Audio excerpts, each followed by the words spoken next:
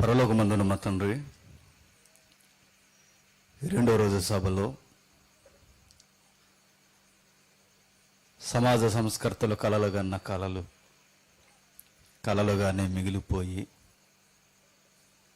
వారి జీవితాలు కాలగర్భంలో ఎందుకు కలిసిపోయాయో, వారికి అర్థం కాని సంగతులు మీ పిల్లలను ప్రేమించి మీరు అర్థం చేస్తుండడానికి ప్రయత్నం చేస్తున్న ఈ సమయంలో అర్థం చేసుకునే మనసును మాకు అనుగ్రహించండి తండ్రి. సేవ అంటే ఏంటో, సువార్తలో అది ఎలా ముడిపడి ఉందో,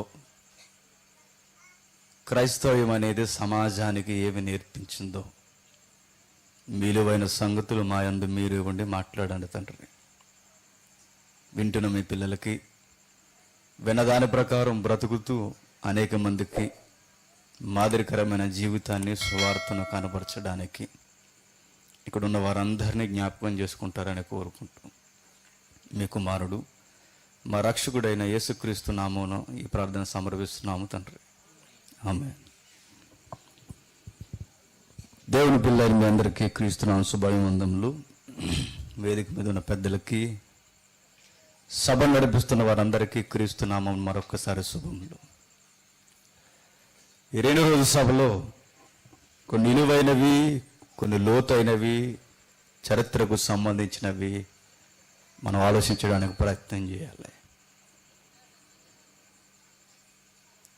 గతించిన రాత్రి తల్లి అయిన మదర్ తెరీసా యొక్క జనన దినం. తనను గూర్చి మాట్లాడే ముందు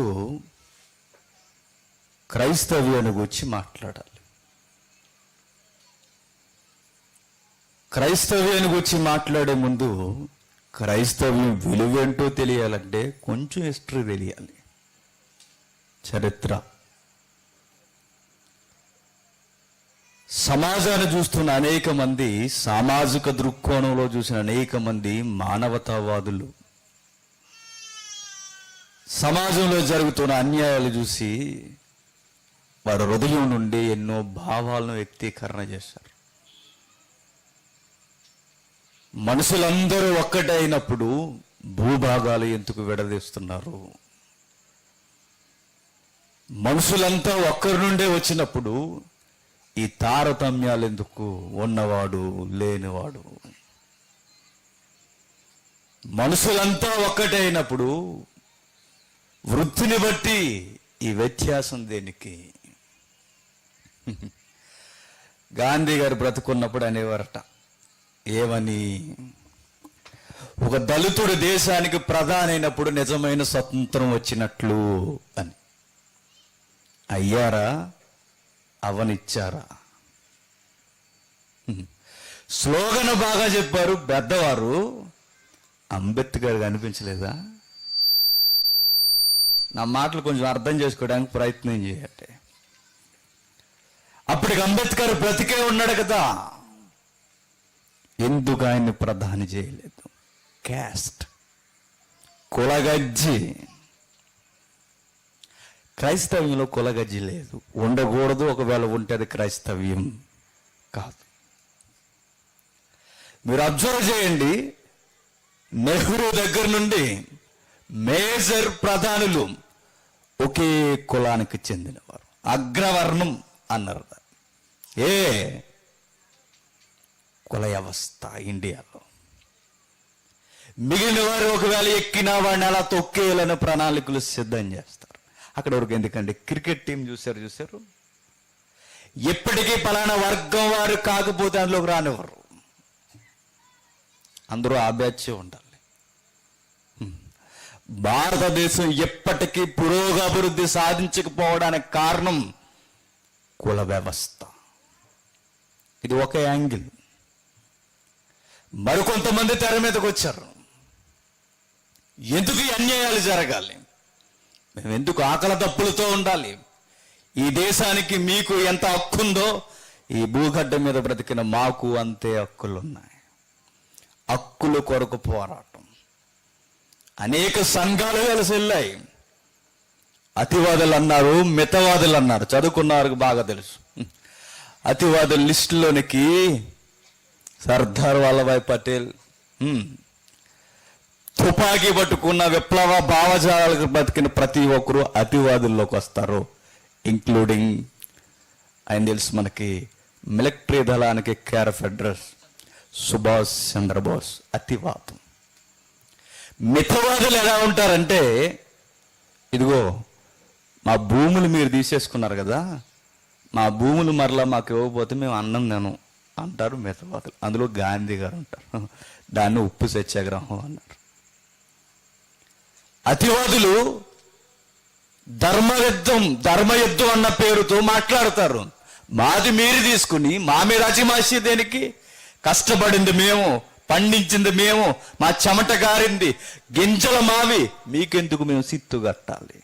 ఇది అతివాదయసం.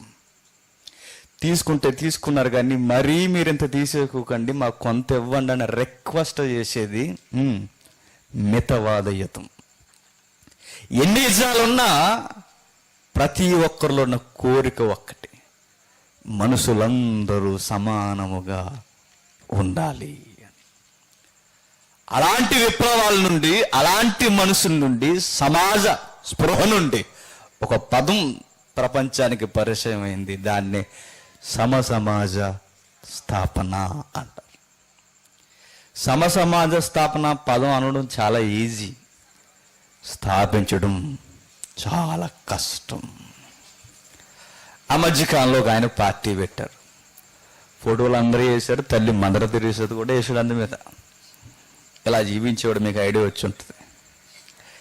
ఇలా అయిపోయింది. ఏమైంది? ఆయన వచ్చి రాని మాటలు ఒక మాట అన్నాడు, సమసమాజ స్థాపన నా పార్టీ వస్తే చేస్తా అని. సమసమాజ స్థాపన సీట్లు పంచేటప్పుడు ఏమైందో అర్థమైపోయింది అందరికి. ఏది సమసమాజ స్థాపన? ఎన్నో విప్లవాలు పుట్టాయి. ఎక్కడ వరకు ఎందుకండి, మన ఏపీలోనే, మన ఆంధ్ర రాష్ట్రంలోనే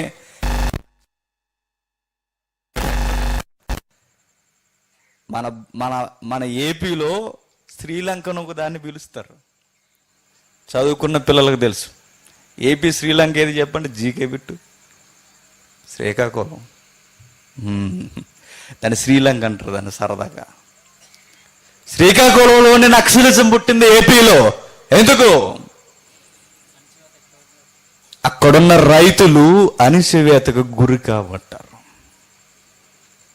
అక్కడున్న బడాబాబులందరూ కలిసి పేద రైతుల్ని, కౌలు రైతుల్ని, వారి భూములు బలవంతంగా లాక్కుని, వారి కష్టాన్ని బలవంతంగా లాక్కొని, చివరికి పలానా వారు మా భూములు లాగేసుకున్నారయ్యా అని పోలీస్ స్టేషన్ మెట్లు దొక్కితే పోలీస్ స్టేషన్ కూడా ఆ బడాబాబులకే సపోర్ట్ చేసింది. అయ్యా మాకు అన్యాయం జరుగుతుందని పార్టీ పెద్దల దగ్గరికి పోతే ఆ పార్టీ పెద్దలే లాగేసుకున్నది. అప్పుడే ఆకలి దప్పులు మండాయి, గుండెలు మండాయి. అరిసిన కేకలకు ఒక రూపాన్ని ఇవ్వాలనుకున్నారు, యుద్ధం చేయాలనుకున్నారు, అడవులకు పోయారు, తుపాకీ పట్టుకున్నారు. దాన్నే నక్సలిజం అన్నారు. మాది మాకివ్వండి, మీ దగ్గర ఉన్నదందరికీ పంచండి, లేదంటే మిమ్మల్ని చంపేస్తాం. అది నక్సలిజం. ఎక్కడ మీరు కదుపు చూడండి, ఎందరో ఫ్రీడమ్ ఫైటర్స్ వచ్చారు ఈ భూమండలం మీద. వారందరి నోట వచ్చింది ఒకటే, మనుషులంతా ఒక్కటిగా ఉండాలి, అందరి మధ్య వ్యత్యాసం అన్నది ఉండకూడదు, సమాజ స్థాపన జరగాలని. Martin Lutheran, junior Martin Lutheran, Karl Marx, Lenin, మెమో, ఎంతో మంది గొప్పవారు ఎందరో గొంతెత్తరిశారు. ఏమని? సమాజమంతా ఒక్కటిగా ఉండాలని. వారి కలలు కలలుగానే మిగిలిపోయాయి, కాలగర్భంలో కలిసిపోయారు. ప్రశ్న మిగిలిపోయింది, ఆశ మిగిలిపోయింది. ఆశ ఇంకా ఆకాశాన్ని చూస్తుంది. ఎందుకు జరగట్లా? ఈ మధ్యకాలంలో ఒక ఆయన వచ్చి నేను చేస్తాను అంటున్నాడు. ఆయన పేరు మెగాస్టార్ గారి తమ్ముడు. అవ్వదు భయ్యా, అవ్వదు. ఎవరినో చూసి వాతలేసుకోవాలనుకుంటున్నారు, జరగదు. సమసమాజ స్థాపన జరగాలి అంటే మనుషులందరినీ కలుపుకుపోయి ఒక సన్నటి తీగ ఉంది. అది నీకు తెలియాలి. ఒక పూలదండలో పువ్వులన్నీ కలుసున్నాయంటే కనిపించిన దారం ఒకటి వెనకుంటుంది. ఆ దారం లేకపోతే అవి కలిసి ఉండడం అనేది అసంభవం. మనుషులంతా కలిసి ఉండాలి అంటే మనుషులందరినీ కలిపిపోయేది ఒకటి కావాలి. అప్పుడే మనుషులు కలిసి ఉంటారు. ఏంటది? నీతి సూత్రాలా? ఏంటది? వ్యక్తిగత వికాసం కొరకు మాట్లాడడమా? ఏంటది? మనుషులో పర్సనాలిటీ డెవలప్ చేయడమా? ఏంటది? ఇవన్నీ అయిపోయాయి. ఇవన్నీ ప్రయోగించారు కానీ జరగట్లా. కులగజ్జి, మతభేదం, మనుషుల మధ్య వ్యత్యాసాలు ఉన్నంత కాలం ఈ పదం సుపరిచితమైన అందరికీ భావం అపరిచితంగానే ఉంటుంది. ఆ మాటలు కొంచెం పెద్దగా ఉంటే అబ్జర్వ్ చేయండి. ఆ భావజాలం ఎందుకు జరగట్లేదు? ఎందరో మేధావులు కలలుగన్నారే, ఎందరో ప్రముఖులు కలలుగన్నారే, ఎప్పటికీ కలలు గంటున్నారే, అవెందుకు నెరవేరట్లేదు?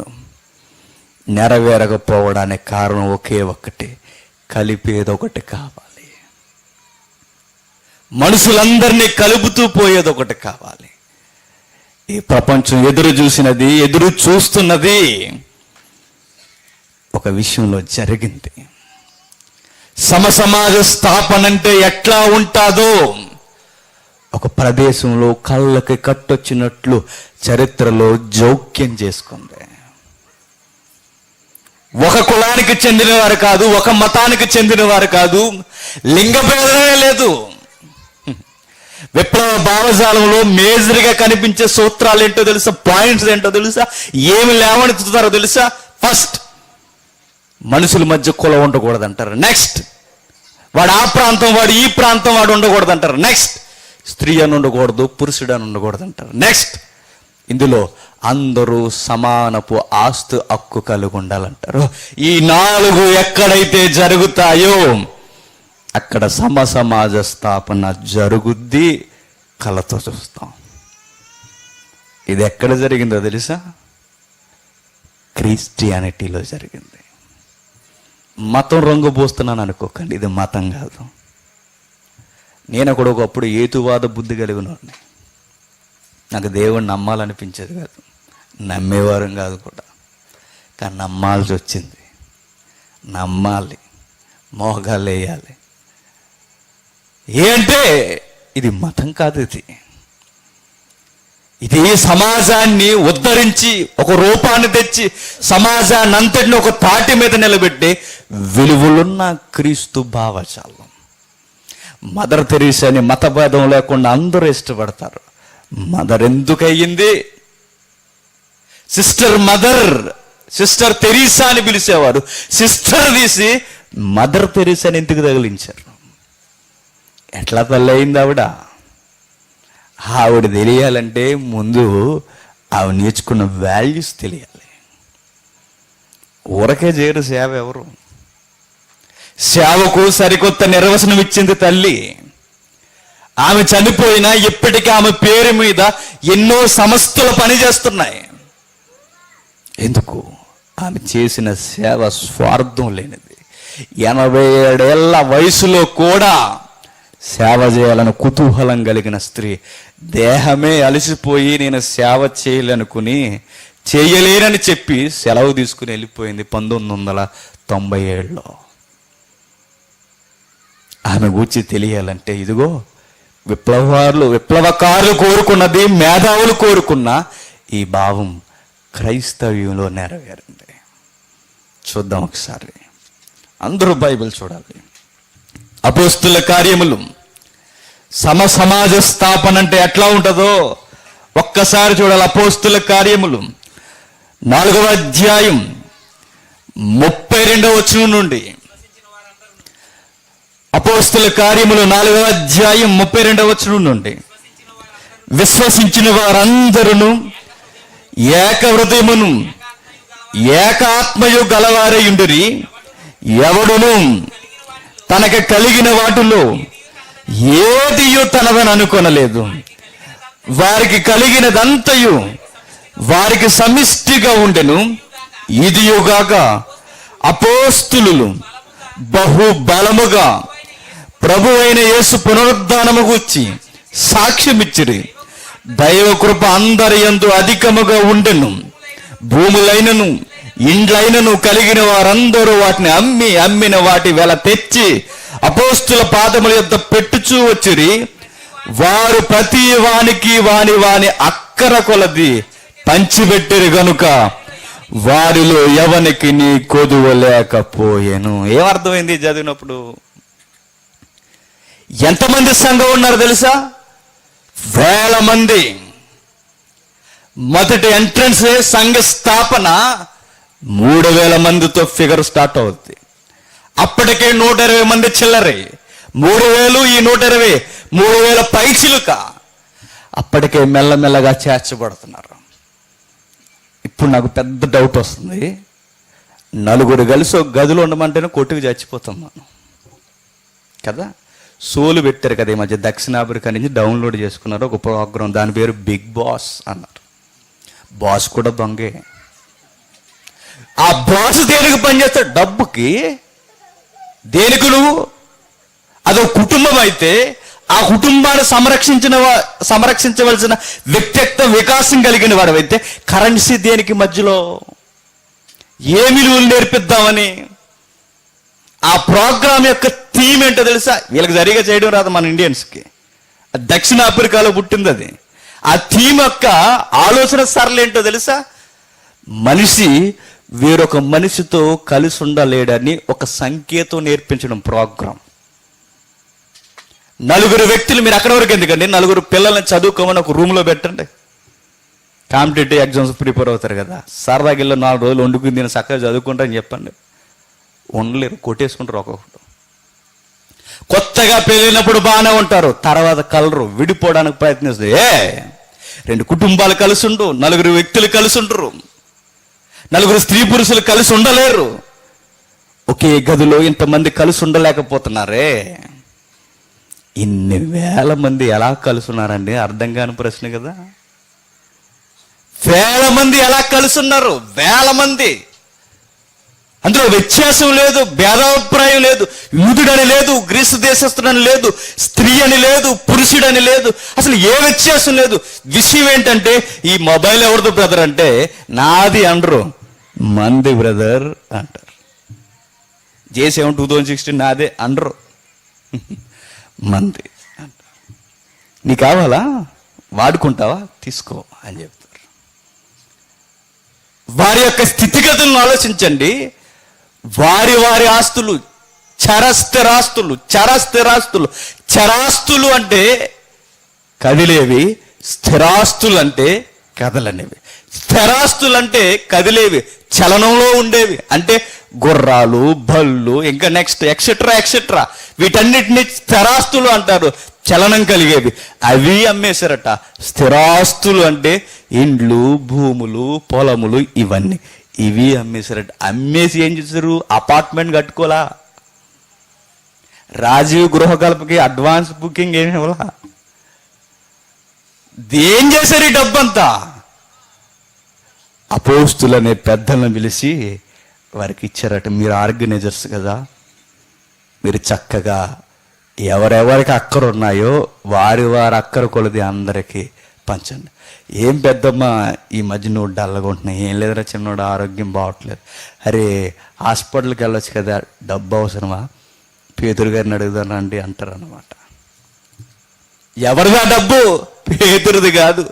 ఎవరిదా డబ్బు? మాది కాదు. నా ఇల్లు నాదైనా అమ్మిన తర్వాత ఇది మందే. శ్వాసలు కోరుకుంటున్నది, సోషల్ వాల్యూస్, సోషల్ ఈవెంట్స్, సమసమాజ స్థాపన యొక్క విలువలు క్రిస్టియానిటీలో కనిపిస్తున్నాయి. చూడండి,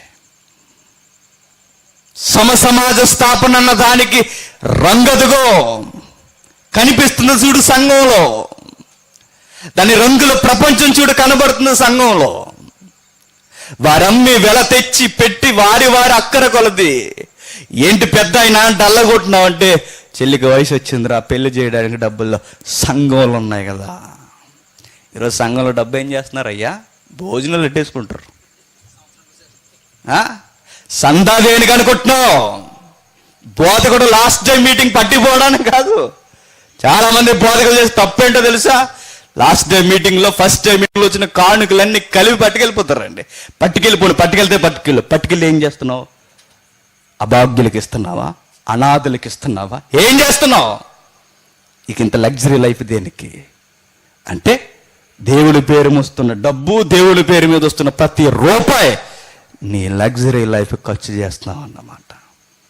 సందా క్రైస్తవం ఎందుకు దండమందో తెలుసా? కోట్ల కట్టుకోవడానికి కాదు, వారి వారి అక్కర కొలది పంచడానికి. ₹1 తింటావా? కష్టపడుతున్నావు, తిను పర్వాలా, కానీ ₹9 సంఘానికి ఖర్చు అవ్వాలి. ఆ రూపాయి నీ కష్టానికి. చెడియొద్దు, నూడుస్తున్నావు కదా, నీకు ఆకలి కొంచెం ఉండాలి, కొంచెమే తినాలి. అడ్వాన్స్గా 4 రోజులకు ముందే తినేస్తావా? తప్పు కదది. ఇక్కడ ఏం జరుగుతుందో తెలుసా? చక్కటి విలువలు మనకు కనిపిస్తున్నాయి. వారి వారి అక్కర కొలది, వారి వారి అక్కర కొలది. నానే పదం పోయిందట సంఘంలో. మనది అన్నాడు. మనది మనది మనది మనది మనది. ఈ ఆరోగ్యకరమైన ఆలోచన ఏ సంఘంలో, ఏ సంస్థలో, ఏ శ్వాసల సంఘాల్లో ఉంటాయో అవి బాగుపడతాయండి. వాటికి భవిష్యత్తు ఉంటుంది. నేను ఎప్పుడూ చెప్తాను, కోనసీమ పోతే అక్కడ ఉన్న సంఘాలు వడ్డీకి ఇచ్చేస్తాయంట సందాన్ని. ఇక్కడ కూడా లేరు కదా అట్వారు. తప్పయ్యా.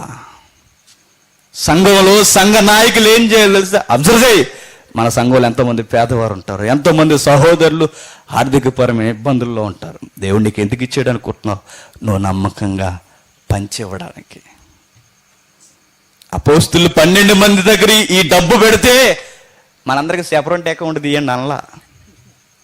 మనం అయితే అలా చేస్తాం, పైపెచ్చుకు వాక్యాలు తగిలిస్తాం మనం. మరి అలా చేయలే.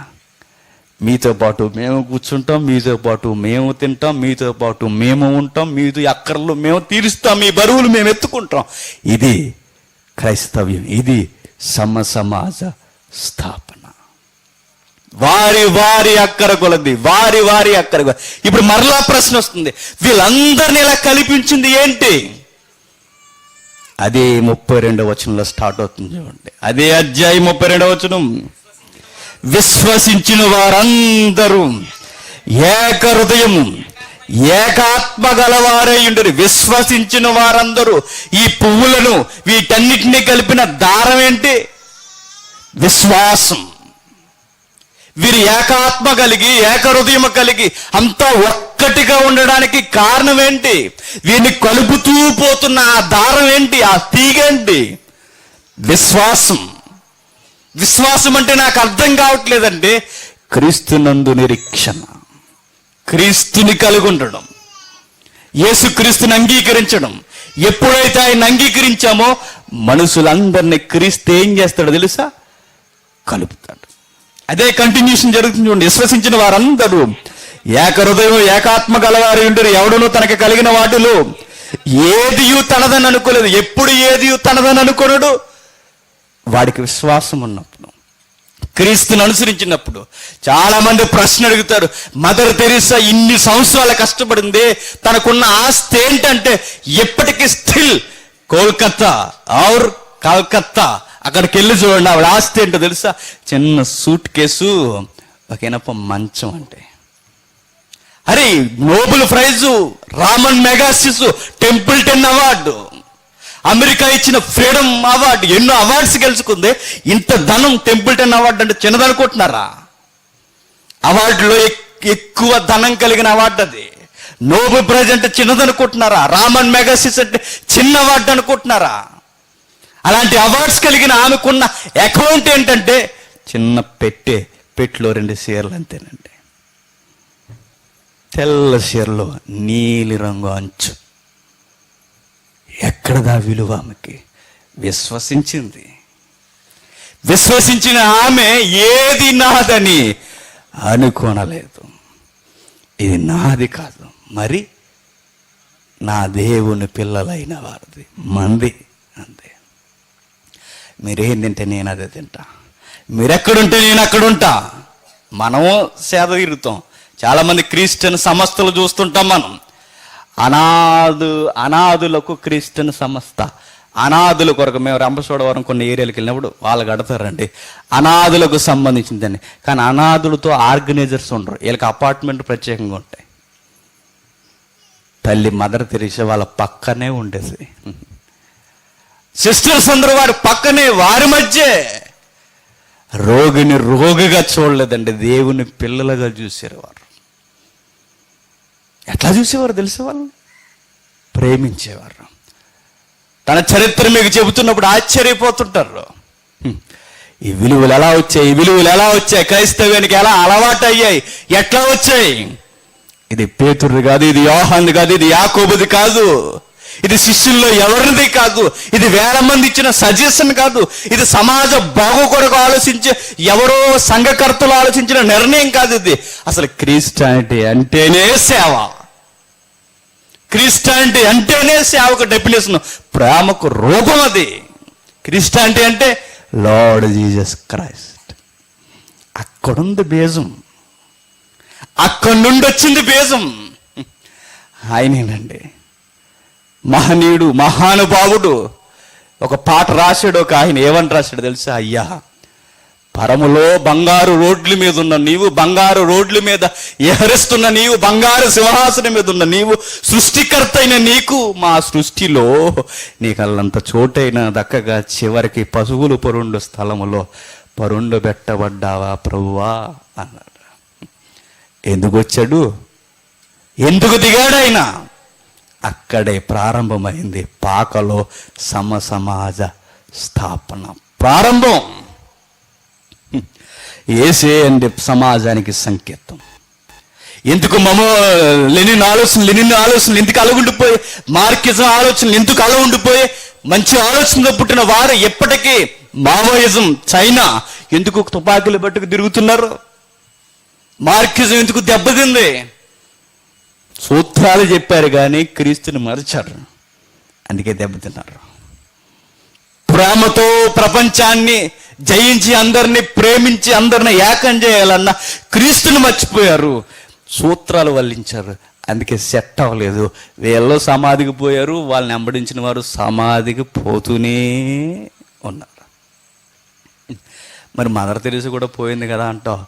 దేహం పోయింది కానీ మదర్ తెరీసా ఇంకా మన మధ్య ఉంది. ఎట్లుంది? ఇదిగో ఈ టీం ఎవరిది అనుకుంటున్నారు? మదర్ తెరీసాది. చెప్పిందా ఏమన్నా ఈ రాయవరం వచ్చి నాన్న జాతకు 10 మంది కలిసి జాతకు పేదలను ఆదరించడం చెప్పిందా? లేదే. ఎక్కడిది? పుట్టుకొచ్చింది. చూడండి, చక్కటి విలువైన వాక్యాన్ని చదవండి. ఎవడనో తనకు కలిగినది వాటిలో ఏది తనదని అనుకోనలేదు, వారికి కలిగిన దంతయు వారికి సమిష్టిగా ఉండెను.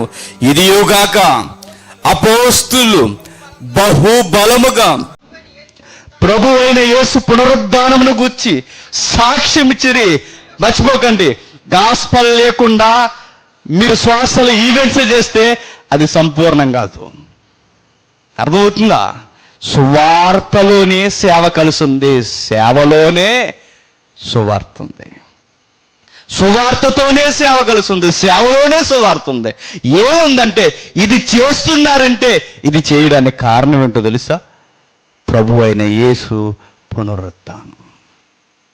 ఎప్పుడు ఎదుటి వ్యక్తిని మనం ప్రేమించగలమో తెలుసా? ఇది శాశ్వతం కాదని తెలిసినప్పుడు. ఎప్పుడు మనలో స్వార్థం తన్నుకొస్తా తెలుసా? ఇక్కడే మనం ఉండిపోవాలనుకున్నప్పుడు. యేసును వెంబడించిన వారు క్రైస్తవులు ఏం గుర్తించారో తెలుసా? మేము నమ్మిన ప్రభువు సజీవుడు, పునరుద్ధానం చెందినవాడు. ఆయన వచ్చిన తర్వాత మమ్మను మరలా అట్టి స్థితిలోనికి తీసుకెళ్ళిపోయి ఇంత బలముగా నమ్మారు గనక, ఇంత బలముగా విశ్వసించారు గనక, అది నిజము గనక సమాజం అంతా వెళ్ళిపోవలసింది అక్కడ గనక, తాత్కాలికమైన షెల్టర్ ఇది గనక, ఇందులో మనకెందుకండి తారతమ్యాలని ఒకరిని ఒకరు ప్రేమించుకున్నారు. నా దగ్గర 10 ఉంటే బ్రదర్ నువ్వు 5 తీసుకో, నేను 5 తీసుకుంటా. యేసు బ్రతుకున్నప్పుడు ఏం చెప్పాడో తెలుసా? నీకు 2 అంగీలు ఉన్నాయా? ఒకటి వేరే ఒకటికి ఇచ్చే. నువ్వు గుప్పుడు మెతుకులు తింటున్నావా? అది పక్కవానికి పెట్టు. నువ్వు ఆకలి తప్పులుతున్న పర్లా, పక్కవాని ఆకలి తీర్చు. నా ప్రభువు నేర్పించిన సూత్రాలు కాదు ఇవే, ప్రభువు నేర్పించిన బ్రతుకిది, మన యేసుక్రీస్తు నేర్పించిన క్రైస్తవ్యం ఇది. చలించిపోయేవాడండి ఆయన, చలించిపోయేవాడు బాధల్లో ఉన్నవాడిని చూసి. ఆయనకి దేనికి చెప్పండి బాధ? సమాజానికి ఏమి లేదు. ఇప్పటికీ మేధావులందరూ యేసు బోధలకి ఆశ్చర్యపడుతూనే ఉంటారు. బోధ చేయడమే కాదు, ఆయన బోధన తన జీవితంలో చూపించాడు. అందరూ ఎన్నో కోణాల్లో యేసుని పట్టుకోవాలని చూశారు, కానీ ఆయనలో కనిపించింది అందరికీ ఆయన ప్రేమకు అందరూ బానిసలైపోయారు. ఆయన చంపాలనుకున్నవాడు కూడా చంపుతూ మారిపోయారన్న చరిత్ర దాఖలాలు ఉన్నాయి. ఇవన్నీ చూస్తున్నప్పుడు క్రైస్తవ్యంలో కరుడు గట్టిన వారే మారిపోయారు. పేదరు ఎలా అంటాడు చెప్పనా? వెనక ముందు ఆలోచించడు, కొట్లాడికి రెడీగా ఉంటాడు. ఎవరు? పేదరు గారు. ఆయన చాలా పవర్ఫుల్ క్యాండిడేట్. ఆయన గురించి సమకాలీన చరిత్రకారు ఒక ఆయన వివరిస్తూ పేదరు గురించి చెప్పాం, వీలైతే చూడండి, యూట్యూబ్లో ఉంటుంది. ఆయన గురించి ఏమని చెప్పారు తెలుసా? ఎత్తర మనిషి, ఎర్రగొండి, ముదురు రంగు కళ్ళు వేసుకుని, ముదరైన గడ్డం వేసుకుని, రింగులు తల వేసుకుని, చూడడానికి భయంకరంగా ఉండే శరీర దారుఢ్యం కలిగిన వ్యక్తి. వెనక ముందు ఆలోచించడు, ఊరకే చెయ్యెత్తి కొడతాడు. అట్టివాడు ప్రేమకు బానిస అయిపోయాడు. ఏం కలిపింది అది? యేసుక్రీస్తునందు విశ్వాసం. యేసుక్రీస్తునందు విశ్వాసం మనుషులందరినీ ఒక్కటిగా చేస్తుంది, మనుషులందరినీ ఒక్కటిగా చేస్తుంది. అంతకుముందు వారు ఒకరిలో ఒకరు గొడవ పెట్టుకున్నారు, మేము గొప్ప అని. యేసు పునరుద్ధానం ఎప్పుడైతే చూశారో, పరిశుద్ధాత్మ సహవాసం ఎప్పుడైతే నడిపింపబడ్డారో, అర్థమైపోయింది మాలో ఎవడో గొప్పవాడు కాదు, మా శిరస్సు క్రీస్తే. మా శిరస్సు క్రీస్తే, మేమంతా అవయవాలే ఒకదానికొకటి ఎలా అయితే సహకరించుకుంటాయో మేము కూడా అట్లానే ఉండాలని వేల మంది ఒక్క కుటుంబంగా ఉన్నారు. వేల మంది ఒక్క కుటుంబం. అలా జరుగుతూ 34 భూములైనను ఇండ్లైనను కలిగిన వారందరూ వాటిని అమ్మిన వాటి వెల తెచ్చి అపోస్తుల పాదముల యొద్ద పెట్టుచు వచ్చిరి. వారు ప్రతి వానికి వారి అక్కర కొలది పంచిపెట్టిరి గనుక వారిలో ఎవనికి కొదువ లేకపోయాను. సంఘం అభివృద్ధి చెందుతుందంటే దాని అర్థం ఏంటో తెలుసా? ఆ సంఘం ఒక కుటుంబం. సంఘ విశ్వాసి ఎలా ఉండాలో తెలుసా? నా కుటుంబం నన్ను పట్టించకపోయినా పర్లేదు, కానీ నా కుటుంబం కన్నా పెద్ద కుటుంబం నాకుంది, అది సంఘం అనుకోవాలి. సంఘానికి వస్తే శాంతి సమాధానం దొరకాలి, ధైర్యం ఉండాలి. అట్లా ఉండేది సంఘం అంటే, అట్లా ఉండాలి సంఘం అంటే. వారిలో నీది నాది వారిదని లేదట. చిన్న ఫ్యాన్ కొంటారు అంతే చర్చిలోకి, నాది అని రాస్తారు. ఇది ఎవరిది? పలానా రాయవరం చందు గారిది. ఇదేవరిది? ఎక్కడైతే ఎవడదో అనుకుంటారో, పోనీ అందరూ కలిపి సందాలా కొనేసుకుంటారో ఏమనుకుంటారో ఏంటో నాకు అర్థం కాదు, కానీ అడ్రస్తో సహా రాసేస్తారండి. ఒక జోక్ ఉంది, ఎప్పుడు చెప్తాను మరలా చెప్తా. అయ్యగారు ఇలానే ప్రసంగం చేస్తున్నారు దైవజనులు, పైన ఫ్యాన్ ఉంది, తిరగట్లా. చెబుతున్నాడు బాబు అని చెమట తుడుచుకుంటూ ఉన్నాడు. ఫ్యాన్ అయ్యండి అని సిగ్నల్ ఇచ్చాడు, వేయలేదు ఎవడు. అన్ని ఫ్యాన్లు తిరుగుతున్నాయి చర్చిలో, ఈ ఫ్యాన్ మాత్రం తిరగట్లా. డౌట్ వచ్చి ప్రసంగం అయిన తర్వాత భోజనం టైంలో అడిగాడు, ఏంటి ఫ్యాన్ తిరగట్లేదా, పోయిందా, బాగు చేయించ? బాగు చేయడం కాదయ్యా, అది ప్రెసిడెంట్ గారు ఫ్యాన్ అన్నారట. ఆయన కొన్నారు, అది మరి వేస్తే ఆ పేర్లు కనిపించవు కదా. చూసారా? ఏది సమాజ స్థాపన? ఆది సంఘాన్ని చూడు, మన సంఘాన్ని చూడు. ఆది సంఘపు సార్వత్రిక విలువలు చూడు, ఈరోజు స్థానిక సంఘపు విలువలు చూడు. ఇది సంఘం అనొచ్చా? ఇంకా సంఘం కాలేదనాలా? ఆ రోజు సంఘాన్ని చూస్తే, ఈరోజు సంఘాన్ని చూస్తే ఇది సంఘమా? సమాజ స్థాపన అంటే ఎక్కడో జరుగుద్ది అనుకోకండి. సమాజ స్థాపన సంఘంలోనే జరగాలి, సంఘం నుండే ప్రారంభం అవ్వాలి. అదే జరిగింది క్రైస్తవ్యంలో. మరొక వచనం చూడండి, మరొక వచనం 2వ అధ్యాయం, అపోస్తుల కార్యములు 2వ అధ్యాయం 43వ వచనం నుండి. అప్పుడు ప్రతి వానికి నీ భయము కలిగను, మరియు అనేక మహత్కార్యములను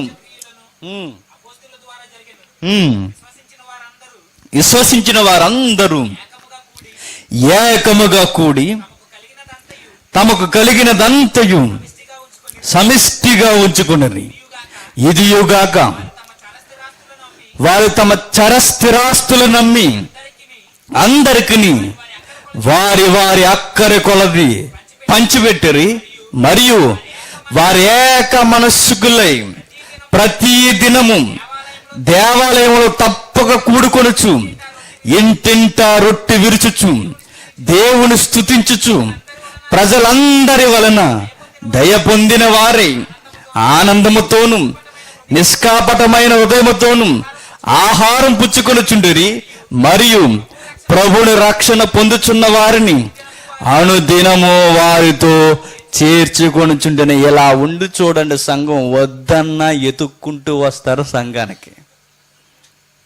ఏమనుకుంటున్నారు సంఘం అంటే? ఏదో చైనా అవసరం లేదు, ముందు సంఘంలోని వాల్యూస్ ఉంటే అనుదినము అనేక మంది అందులోనికి చేర్చబడుచుండరి. ఏమవుతుంది అక్కడ? విశ్వసించిన వారందరూ ఏక మనస్కులు, అందరూ ఒకేలా ఆలోచిస్తారు. మన సంఘంలో ఎట్లా ఉంటారు? ప్రెసిడెంట్ గారిని నియమించాలంటే, సంఘ ప్రెసిడెంట్ అవ్వాలంటే ముందు ఆయన బయట ప్రెసిడెంట్ అయి ఉండాలి. అలా అయితే సంఘం బాగుపడతారు అయ్యా. సంఘంలో ఎలాంటి వారు ఉండాలి? అందరినీ మంచిగా చూసేవాడు, వాడు పేదోడైనా ఆయడే ప్రెసిడెంట్ అయి ఉండాలి. సంఘంలో పెద్దలు ఎవరు ఉండాలో తెలుసా? పేదలు, కష్టాల విలువలు, కన్నీళ్ళ విలువలు, మెతుకుల విలువలు తెలుస్తాయి చూసారా? వాళ్ళే పెద్ద మనుషులు అవ్వాలి. మంచిగా అందరినీ చూస్తారు చూసారా? అట్టి నమ్మకస్తులను పెట్టాలి. విశ్వాస విషయంలో, దేవుని వాక్య విషయంలో, ఆధ్యాత్మిక చింతన రగిలిపోయే వైరాగ్యం కలిగిన వారిని పెద్దలుగా పెట్టాలి. సంఘం బాగుంటుంది. అప్పుడు జరుగుద్ది సమాజ స్థాపన. ఈ 12 మంది ఎక్కడ చూసి నేర్చుకున్నారో తెలుసా? వాళ్ళ గురువును చూసి నేర్చుకున్నారు. గురువు అనే కన్నా ఆయన సాక్షాత్తు దేవుడు. దేవుడే దీనుడిగా ఈ భూమి మీదకి వచ్చి మనుషుల్ని ఎలా ప్రేమించాలో నేర్పించాడు. సోషల్ బుక్లో రాస్తారు. జీకే పెట్టేడు తెలుసా? బౌద్ధిజాన్ని స్థాపించింది బుద్ధుడు, యోధా మతాన్ని స్థాపించింది అబ్రహాం, ఇంకా ఇస్లాం మత స్థాపకుడు మహమ్మద్ ప్రాఫిట్. క్రైస్తవ్యాన్ని స్థాపించిన మత స్థాపకుడు ఎవరు? తప్పతి. అది మతం కాదు, బిట్టు తప్పది, సరళత తప్పు. క్రైస్తవ్యాన్ని స్థాపించినది సాక్షాత్తు దేవుడే. మనుషులతో దేవుడు కలగజేసుకున్న రోజది, మనుషుల మధ్యకు దేవుడు దిగిపోయిన రోజది. ఒక చరిత్రకారుడు అన్నాడు, యేసు పుట్టుక చరిత్రతో జౌక్యం జరిగింది అన్నట్టు. మాటలు చిన్న మాటలు కదా అవి. చరిత్రతో దేవుడు కలగజేసుకున్న వైనం యేసు జననం అన్నాడు భూమి మీద. ఆ దేవుడే దీనుడుగా ఈ భూమి మీదకి వచ్చి మనిషిని ఎట్లా ప్రేమించాడు. ఒక్కసారి కలకత్తా ఈవెంట్ మైండ్లో పెట్టుకోండి. ఈ రెఫరెన్స్ చూడండి. మత్తయి సువార్త 8వ అధ్యాయం, మత్తయి సువార్త 8వ అధ్యాయం 1వ వచనం నుండి. ఆయన ఆ కొండ మీద నుండి దిగి వచ్చుచున్నప్పుడు బహుజన సమూహములు ఆయనను వెంబడించెను. ఇదిగో కుష్ఠరోగి వచ్చి ఆయనకు మ్రొక్కి, ప్రభువా నీకిష్టమైతే నన్ను శుద్ధినిగా చేయగలవా నేను. అందుకాయన చెయ్యి చాపి వానిని ముట్టుతారా? ఎవరైనా కుష్టి రోగుల్ని ఎవరైనా ముట్టుకుంటారా? స్టిల్ ఎప్పటికీ ముట్టుకోరు, మాట్లాడరండి వాళ్ళతో. కుష్ఠరోగుల్ని ఎలా చూస్తారు తెలిసి? ఇప్పటికీ మన దేశంలో వాళ్ళకి ప్రత్యేకించి కాలనీలు కట్టారు కదా, లెపర్సీ కాలనీస్. ఎప్పటికీ ఎట్లా చూస్తారు? ఎప్పటికెందుకు? తల్లి మదర్ తెరీసా ఇండియాకు వచ్చే సమయానికి కోల్కత్తా పరిస్థితి ఏంటో చెప్తాను జాగ్రత్తగా. అది మొదటి ప్రపంచ యుద్ధం. తల్లి పుట్టింది 1929.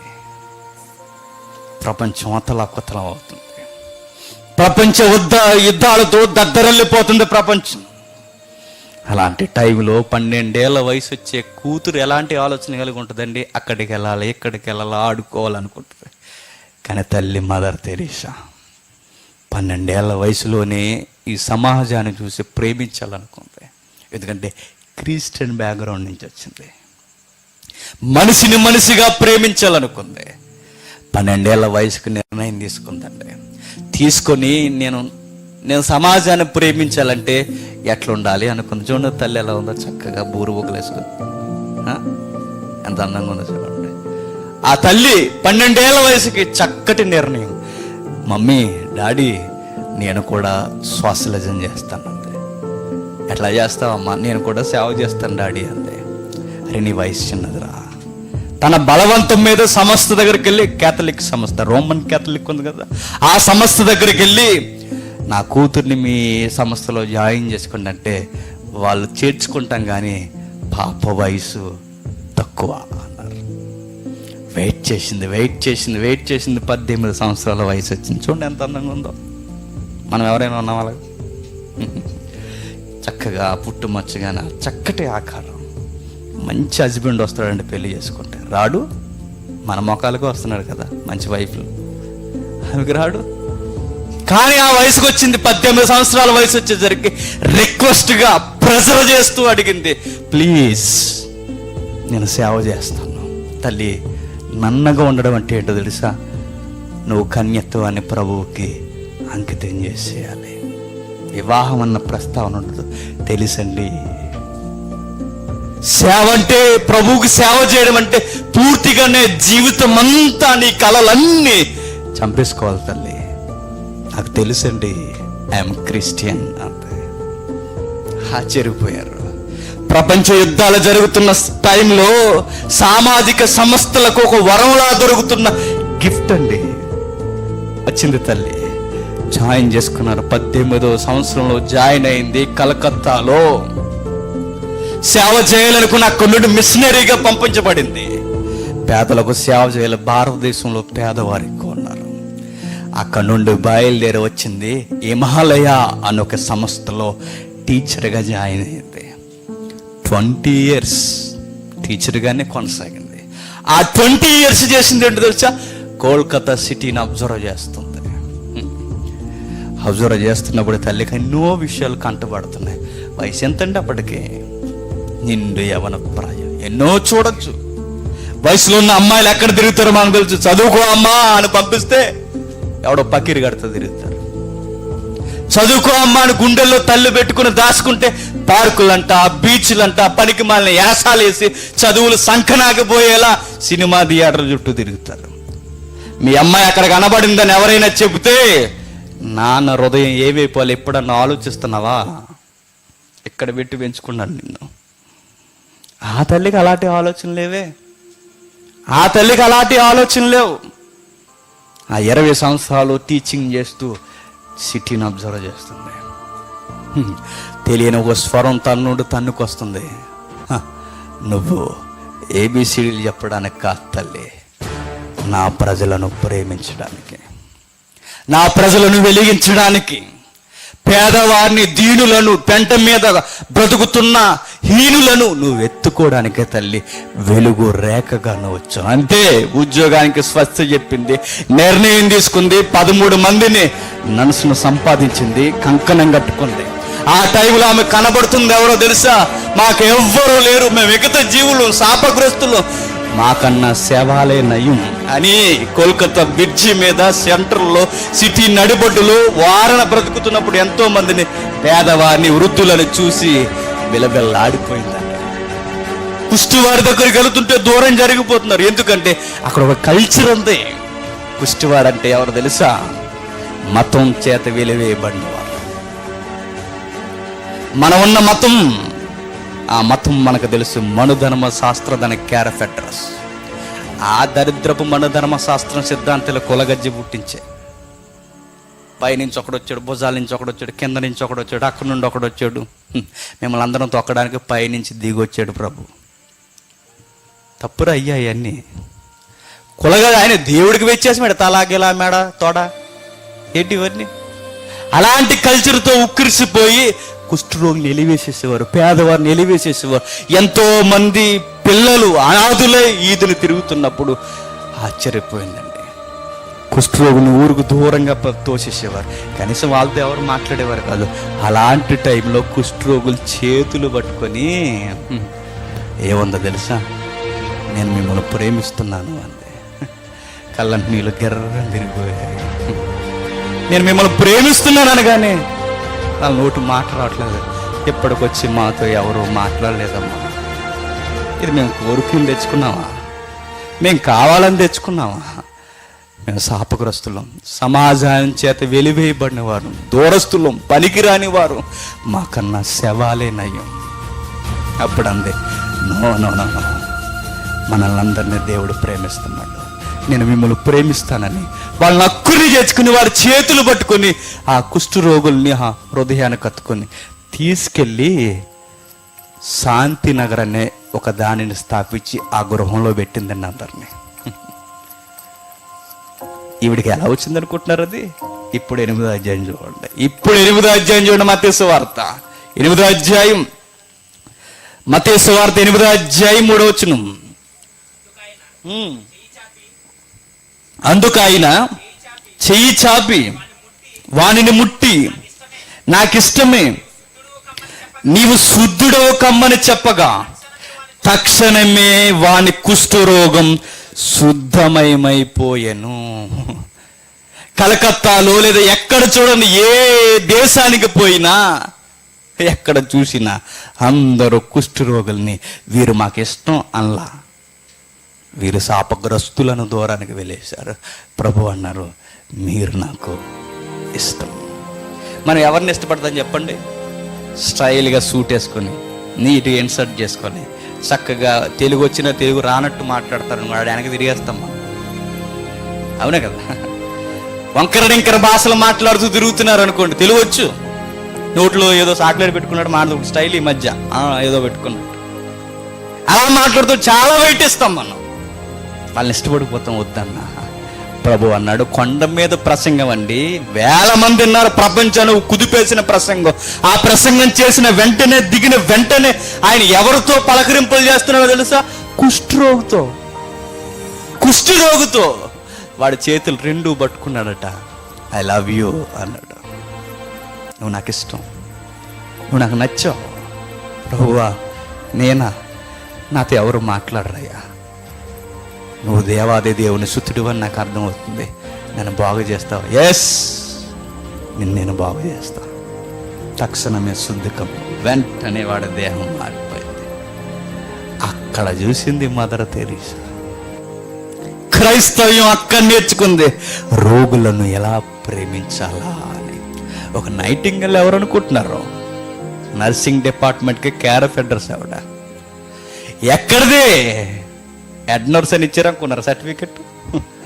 కాదు, మేడం క్యూరీ. వీళ్ళందరూ ఎవరు? Christian nuns.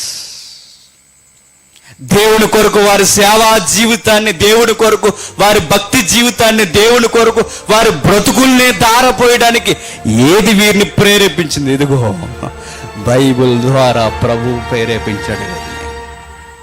కుష్ఠరోగులను పట్టుకోవడం అంటే మాని. కుష్ఠరోగులు అవసరం లేదు, దొగ్గుతున్నవాడు దగ్గరికి వెళ్ళి కూర్చోజాలు. కూర్చుంటావా? మీ తాతయ్య ఎక్కువ దొగ్గితే ఎప్పుడు పోతావరా అంటావు. నిన్ను కన్న తల్లే తన నోటిని సొంగ కారుతూ ఉంటే తుడుస్తావా నువ్వు? నీ మనవళ్ళే నిన్ను చూసి ఆశ్చర్యించుకుంటారు. నిన్ను కన్న కూతురే నీకు సెపరేట్ ఒక గది పాడేస్తుంది. కానీ నా ప్రభు, మన దేవుడు, మన సేవకులు, మన విశ్వాసులు, క్రైస్తవ వణుతులు, దైవ సేవకులు ఇట్టివారు పేదవారిని, రోగులను హక్కును చేర్చుకున్నారు, హృదయానికి హత్తుకున్నారు. ఇదేనండి క్రిస్టియన్. ఇది రియల్ క్రిస్టియానిటీ. నిజమైన క్రైస్తవ్యం ఇది. తల్లి నేర్చుకుంది, అక్కడి నుండి నేర్పించింది, మారిపోయారు. అక్కడ ఏం జరుగుతుందో చూడండి. అప్పుడు యేసు ఎవరితోనూ ఏమీ చెప్పకు సుమి. మనమైతే అందరితో చెప్పే సుమి మర్చిపోకంటాం. మదర్ తెరీసా అంట ఎవరో చూస్తారని సేవ చేయలేదట, ఎప్పుడు నేను ఇంత గొప్ప సేవ చేస్తున్నాను మనసులో కూడా అనుకోలేదంటే తల్లి. మనం చిన్న మంచి పని చేస్తే చాలు ఫేస్బుక్లో పెట్టాము, చిన్న ప్యాకెట్ ఇచ్చామంటే చాలు దద్రలు కొట్టాము. అరే నువ్వు ఇచ్చింది ఎవరికి తెలియకూడదురా, దేవుడికి తెలుసు కదా అని దేవుడు క్రైస్తవ్యాన్ని చెబితే, చిన్న పని చేసి చిన్న ప్యాకెట్ ఇచ్చి వాటర్ ప్యాకెట్ ఇచ్చి అందరికి చెబుతున్నామంటే యేసన్నాడు సాక్షాత్తు దేవుడు చేసింది ఎవరికి చెప్పద్దు. బాగుపడ్డా కదా, దేవుని అందలి విశ్వాసం, కృతజ్ఞత గల బ్రతుకు, ఈ ఆరోగ్యం దేవునికి అంకితం చేయి. మదర్ తెరీసా కథ తెలుసు. ఏవో అవార్డులు ఇస్తారని, ఎవరో సత్కరిస్తారని, ఈ సేవలో నేను ఏదో గొప్ప సేవ చేస్తున్నానని ఇండైరెక్ట్ గా ఏదో మానసికమైన ఒత్తిడిలో సేవ చేయలేదు. ఆమె సేవ ఎలా చేసింది చూడండి, ఎయిర్ లాగేస్తే చూడండి. అలాంటి ఉద్దేశంతో చేయలా. ఆవిడ చేసిన సేవ ఏంటో ఆవిడకు తెలుసు. నేను చేస్తున్నది ఆవిడ బ్రతుకున్నప్పుడు అనేది, నా ప్రభు నన్నే కాదు ప్రేమిస్తా, ఇదిగో ఈ కుష్ఠరోగును కూడా ప్రేమించాడు.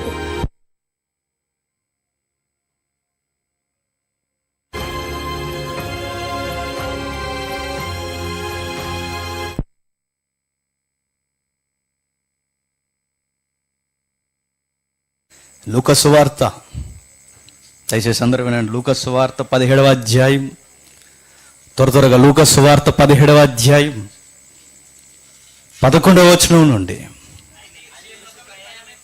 ఆయన యెరూషలేమునకు ప్రయాణమైపోవచ్చు, సమరయ గలిలయ మధ్యగా వెలుచున్నప్పుడు ఆయన ఒక గ్రామంలోనికి వెలుచుండగా 10 మంది కుష్ఠరోగులు ఆయనకు ఎదురుగా వచ్చి దూరమున నిలిచి, యేసు ప్రభువా మమ్మల్ని కరుణించమని కేకలు వేసిరి.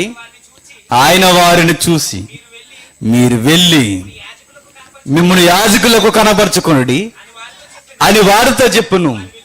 వారు వెళ్ళుచుండగా మార్గమున శుద్ధులయ్యిరి. యేసుక్రీస్తు వారు కుష్ఠు రోగుల్ని ఎలా హక్కును చేర్చుకుంటున్నారు చూడండి. మన మతాలు ఏం చెప్పాయి? కుష్ఠు రోగుల్ని వెలివేసేయండి అని చెప్పాయి. ఈ బైబిల్ దేవుడు యేసుక్రీస్తు అన్నాడు, వారిని ప్రేమించండి అన్నాడు. వారిని ప్రేమించడం నేర్చుకోండి, మనుషుల మధ్య వ్యత్యాసం చేయించొద్దు. ఆయనే ప్రేమించి చూపించాడంటే. కలకత్తాలో ఎంతోమంది రోగగ్రస్తులు చర్మ వ్యాధులతో బాధపడుతున్నవారు, వారి చేతులు వెంబడి రక్తం కారుతూ ఉండేవండి కొన్ని పెద్ద పెద్ద గాయాలకి. ఆ తల్లి గాయాలు కట్టేది, హక్కును చేర్చుకునేది. మనం చాలామంది సేవకులు నేను చూస్తాను, సెకండ్ ఇచ్చిన తర్వాత రెడీగా డెటాల్ దగ్గరలో పెట్టుకుంటారు. ఏందిరా నువ్వా సేవకు పనికొచ్చేది? చెమట లేదు, ప్రజల మధ్య కలయిక లేదు. ఎట్లుంటుంది తెలుసా? క్రైస్తవుడు ఈ విధముగా కనిపించకపోతే ఒక వ్యంగ్యమైన సంకేతం. బెస్ట్ ఎగ్జాంపుల్ ఒకటి చెప్తాను. నీట్గా సూట్లు బూట్లు వేసుకుని వచ్చి నేను తగ్గింపు కొరకు మాట్లాడుతున్నాను అనుకోండి, ఎట్లా ఉంటుంది? ఎట్లా ఉంటుంది చెప్పు అసలు? కాండ్రగిచ్చి దేవుడు ముఖం మీద ఉయ్యాలనుకుంటాడు. క్రైస్తవ్యం బాగుపడకపోవడానికి సగ కారణం ఈ బోధకులే. ఫస్ట్ మనలో నుంచి కనిపించాలి. యేసుక్రీస్తుని చూడండి, యేసుక్రీస్తుని అబ్జర్వ్ చేయండి. ప్రజలతో ప్రజల మనిషి, ప్రజలలో ఒక మనుష్యుడిగా కలిసిపోయాడు దేవుడైన. కుష్ఠరోగుల మధ్యకెళ్ళి చిచ్చి దూరంగా ఉండండి అన్నాడా?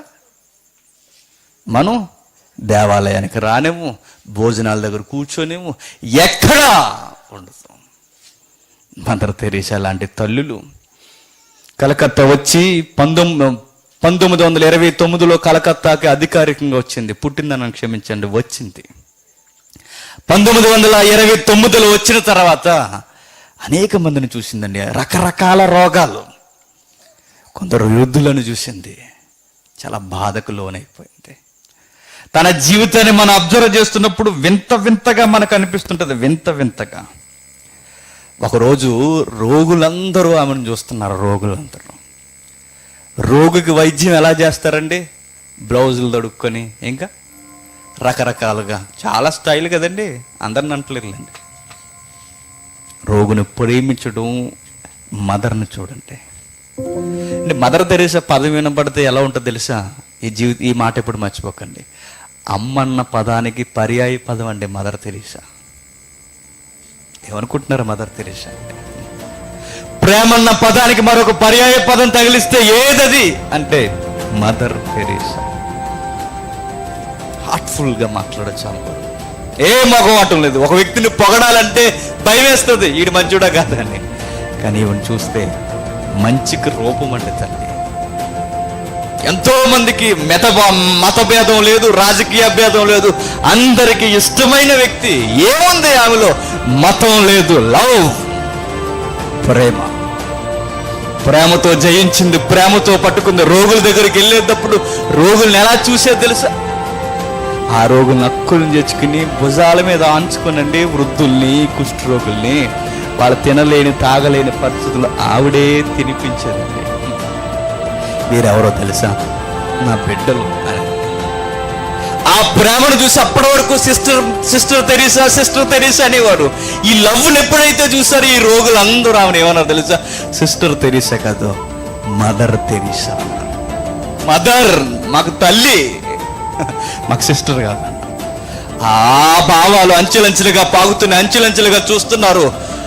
సమస్త పెద్దదవుతుంది. 13 మందితో స్టార్ట్ చేసిందండి. 1947కు వచ్చేసరికి 13 మంది నన్స్ 4000 మంది అయ్యారు. 120 దేశాలు అధికారికంగా మదర్ తెరీసాను అంగీకరించాయి. అమ్మా, నీ సేవలు మా దేశానికి కూడా కావాలమ్మా. ఆవిడది భారతదేశం కాదు, మన భారతదేశం ఎవరు ఇలా చేయలేదు.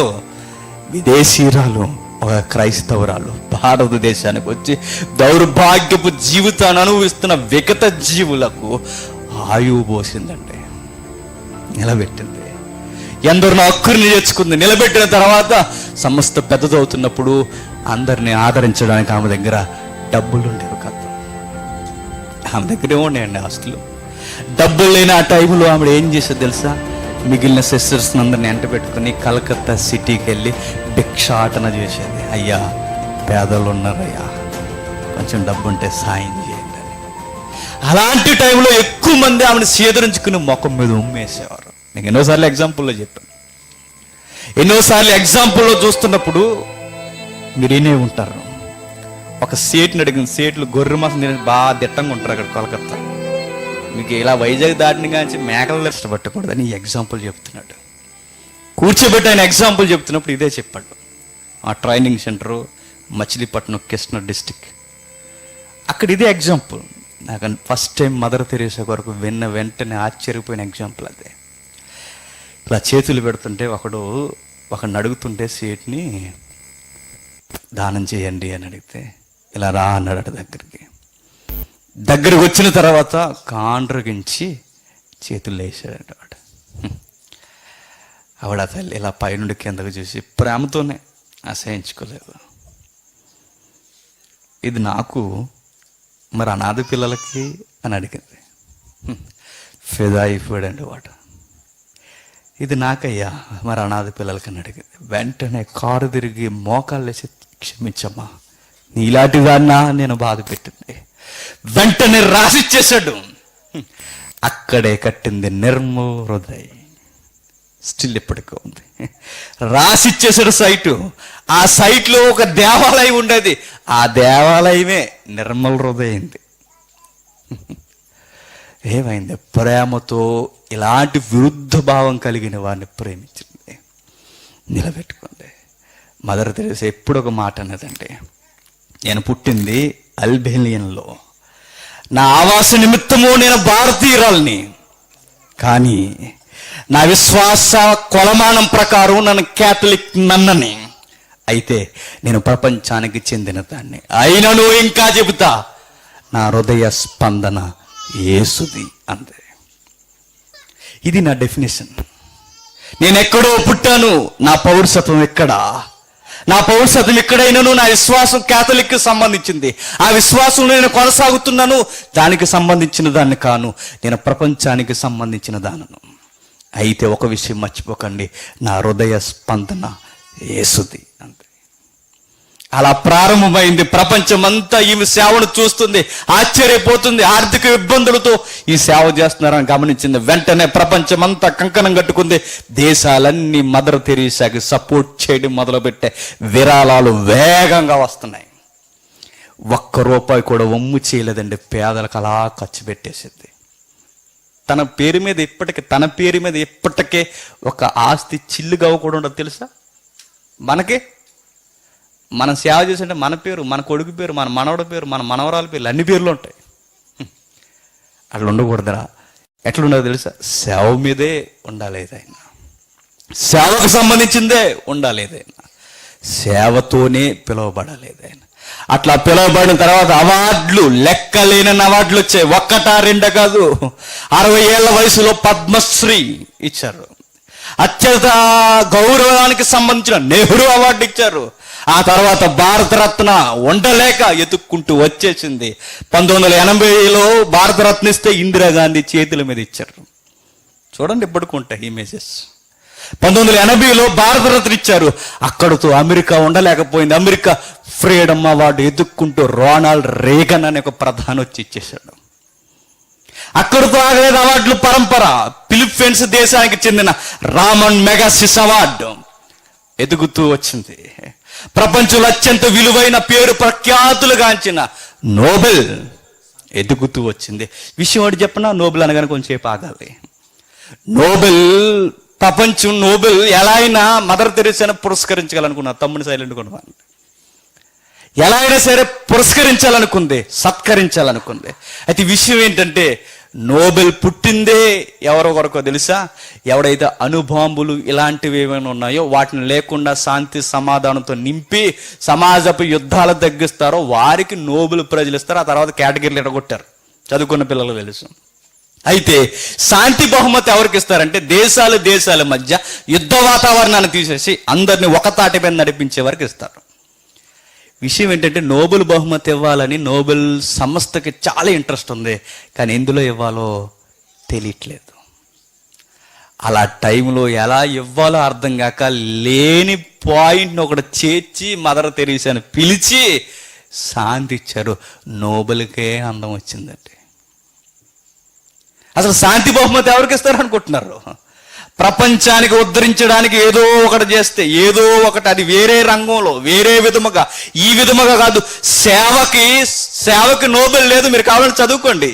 సేవకు నోబెల్ ఇవ్వరు, సేవ చేసినందుకు నోబెల్ ఇవ్వరు. కానీ ఇచ్చారు. ఇక్కడ ఇవ్వాల్సి వచ్చింది. అక్కడ నోబెలే సలాం కొట్టింది, నోబెల్ ప్రైజే సలాం కొట్టింది. అక్కడ నుండి ప్రపంచంలో అత్యంత ఖరీదైన అవార్డు టెంపుల్టన్ అవార్డు ఎదుగుతూ వచ్చింది. అయితే ఈ అవార్డులన్నీ చాలా ఖరీదైనవండి, చాలా ఖరీదైనవి. దిక్కుమాలిన వరల కొప్పే బంగారం కప్పు అంటే పట్టుకోలేము ఎవరిని. బంగారం కప్పు ఎందుకు? ఆగస్టు 15 చిన్న కప్పు ఇస్తేనే ఆగమ్మా. అవునా కదా? సైకిల్ మీద కనబడి అందరికి ఇలా పట్టుకొచ్చేస్తాం, నాకే వచ్చిందని. కానీ మదర్ తెరీసా 1, 2 కాదు, 1, 2 కాదు, ఇన్ని అవార్డ్స్ వచ్చిన తర్వాత అవార్డులన్నీ ఎవరికి ఇచ్చిందో తెలుసా? పేదలకేనండి. గెల్ఫా అవార్డు అని ఒక అవార్డు ఉంటుంది. ప్రపంచంలో విశిష్టమైన వ్యక్తులకి కోరుండి ప్రతి ఏడాది ఇస్తారు అవార్డు. ఖరీదైనది, విలువైనది.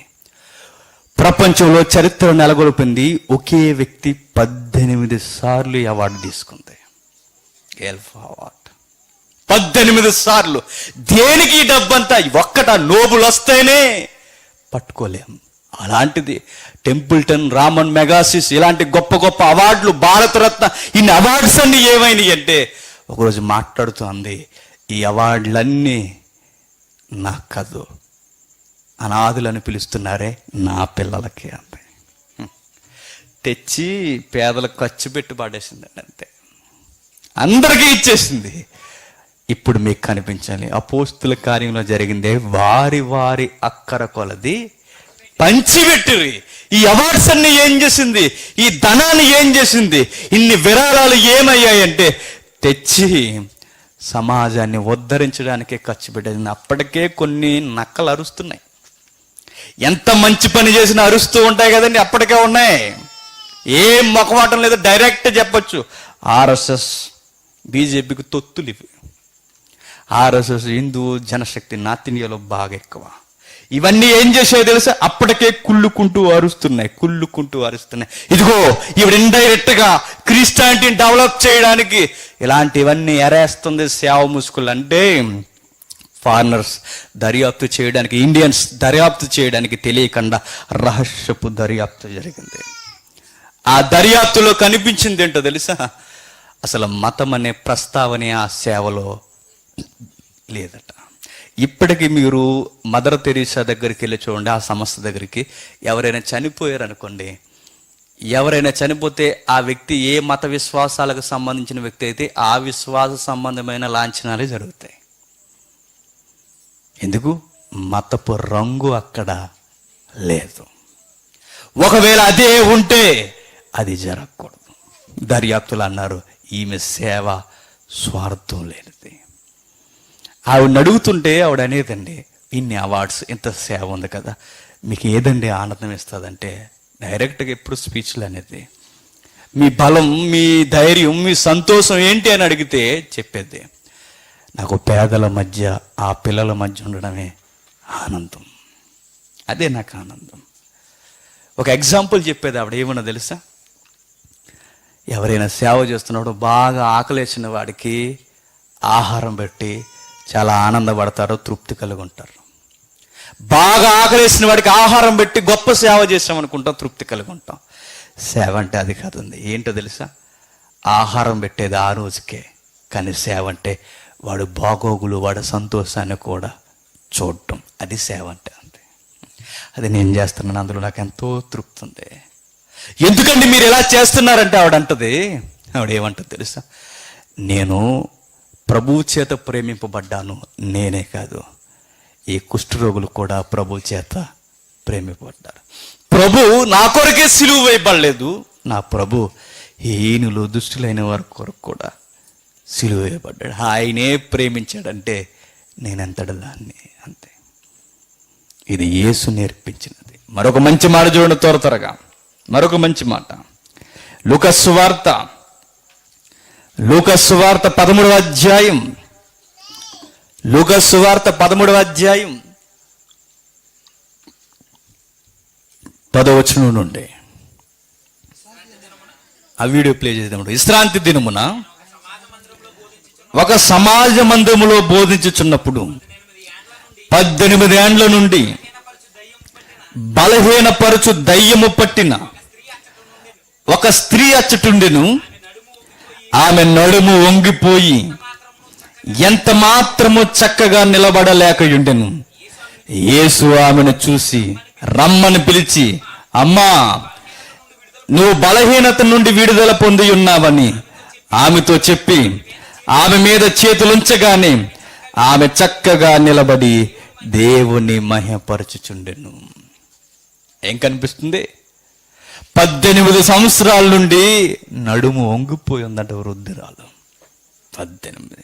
కన్న కొడుకులు ఏమైపోయారు? మనవరాళ్ళు, మనవాళ్ళు ఏమైపోయారు? చూసేవారు ఎవరు లేరా? చూడరు కదండి వృద్ధుల్ని. తన జీవితం అంతా కకలావికలం అయిపోయింది. వంగిపోయి బాధపడుతూ కన్నీళ్లతో నడుస్తుంది. అలాంటి టైంలో 18 సంవత్సరాల తర్వాత ఒక ఆయన చూశాడు ఆమెని. ఆయన పేరు యేసుక్రీస్తు. చూసి అంటున్నాడు, ఇప్పుడు నేను చదువుతాను చూడండి. 18 ఏండ్ల నుండి బలహీనపరచు దయ్యం పట్టిన ఒక స్త్రీ అచ్చటుండెను. ఆమె నడుము వంగిపోయి ఎంత మాత్రము చక్కగా నిలబడలేక ఉండెను. యేసు ఆమెను చూసి రమ్మని పిలిచి, అమ్మా, నీ బలహీనత నుండి విడుదల పొందుమని ఆమెతో చెప్పి ఆమె మీద చేతులుంచగానే ఆమె చక్కగా నిలబడి దేవుని మహిమపరచును. ఆమె చక్కగా నిలబడి దేవుని మహిమపరచును.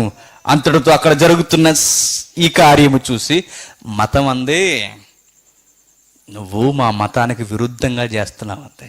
సేమ్ మదర్ తెరీసా ఏమన్నారో యేసుక్రీస్తు అదే అంటున్నారు. చూడండి, మత పెద్దలందరూ కలిసి అంటారు, విశ్రాంతి దినమున ఇది చేయదగని కార్యం. ఇప్పుడు చేస్తావేంటి నువ్వు? అరే గొప్ప కార్యం జరుగుతుంది. ఒక స్త్రీ నడుము వంగిపోయి 18 సంవత్సరాల నుండి బాధపడుతుంది. 18 ఏళ్ళ నుండి బాధపడుతుందంటే ఆ 18కి ఒకవేళ ఆమెకు యవ్వనం తెచ్చగలిగితే ఇంచుమించు ఆమె వయసు నడి వయసు దాటే ఉంటుంది. అంత వయసులో ఒకవేళ కొడుకులు మనవాళ్ళు ఉంటే ఏరి వదిలేశారు. అడ్డనుకున్నారు ఏంటో మరి తెలియదు, వారి ప్రస్తావన లేదు. అలాంటి టైంలో యేసు మాత్రమే ఆమెను కరుణించి ప్రేమించి ఏమన్నాడో తెలుసా? అమ్మా అన్న పదం అన్నాడు.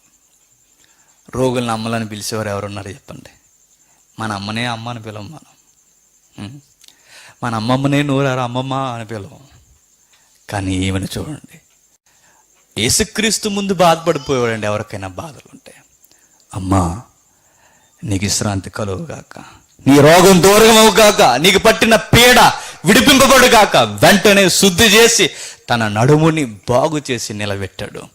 ఆశ్చర్య కార్యం. వృద్ధులందరినీ చేర్చుకునేదని, వృద్ధులందరినీ చేర్చుకునేది. ఆ వృద్ధులందరినీ చేర్చుకుని మదర్ తెరీసా వృద్ధాశ్రమం కట్టింది. కలకత్తా బ్రిడ్జి మీద ఎంతమంది ఉండేవారు తెలుసా వృద్ధులు?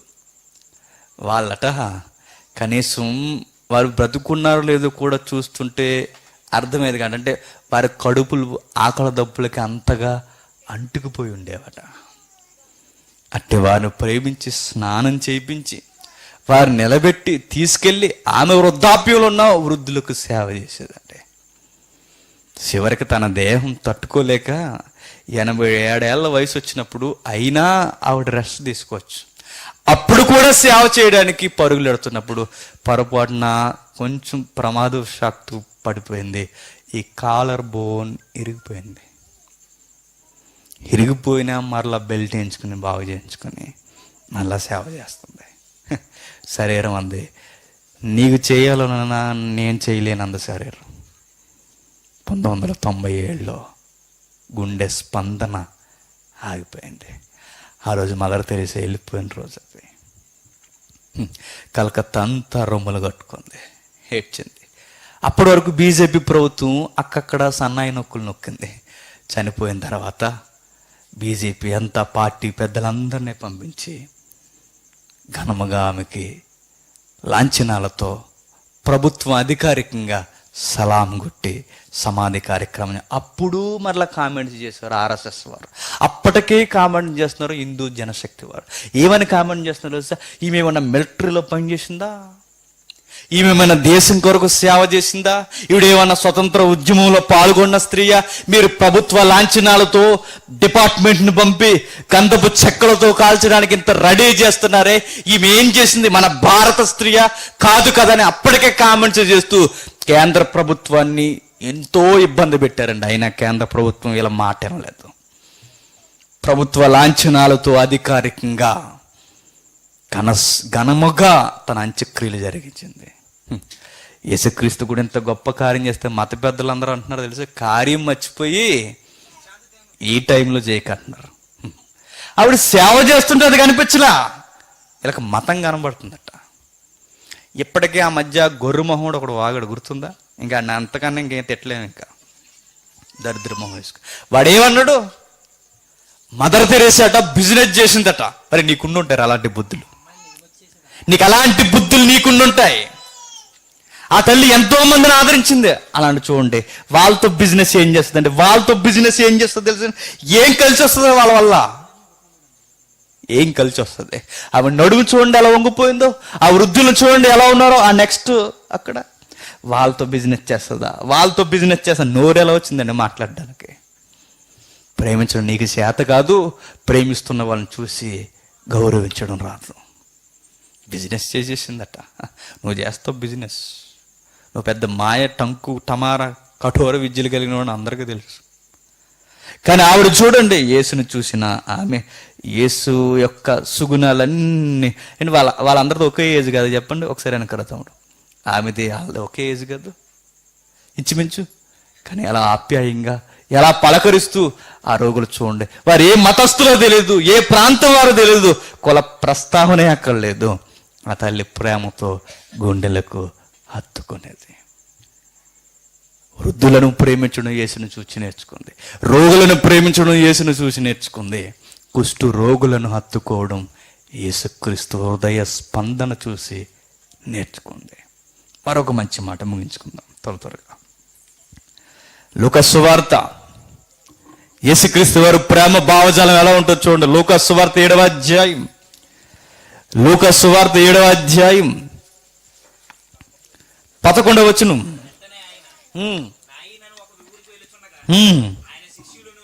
వీడియో అయితే ఆయన శిష్యులను బహుజన సమూహమును ఆయనతో కూడా వెలుచుండ్రి. ఆయన ఆ ఊరి గవిని యొద్దకు వచ్చినప్పుడు చనిపోయిన ఒకడు ఎలుపులకు మోసుకొని పోబడుచుండెను.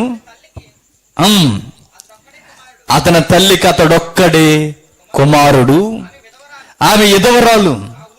ఆ ఊరి జనులు అనేకులు ఆమెతో కూడా ఉండిరి.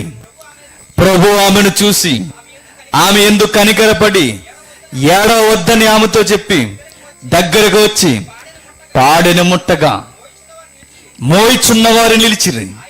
ఆయన, చిన్నవాడ లెమ్మని నీతో చెప్పుచున్నాననగా ఆ చనిపోయిన వాడు లేచి కూర్చుండి మాటలాడసాగెను.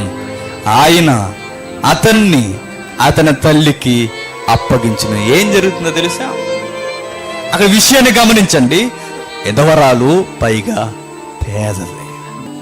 సమాజం అంతా క్రైస్తవ్యంలో ప్రేమని ఇప్పటికే అనుభవిస్తుంది. పరిసర ప్రాంతాలకు కానీ కొన్ని ఏజెన్సీ ప్రాంతాలకు వెళుతున్నప్పుడు అందులో ఒక మిషనరీ గొప్ప సాక్ష్యం చెబుతున్నాడు.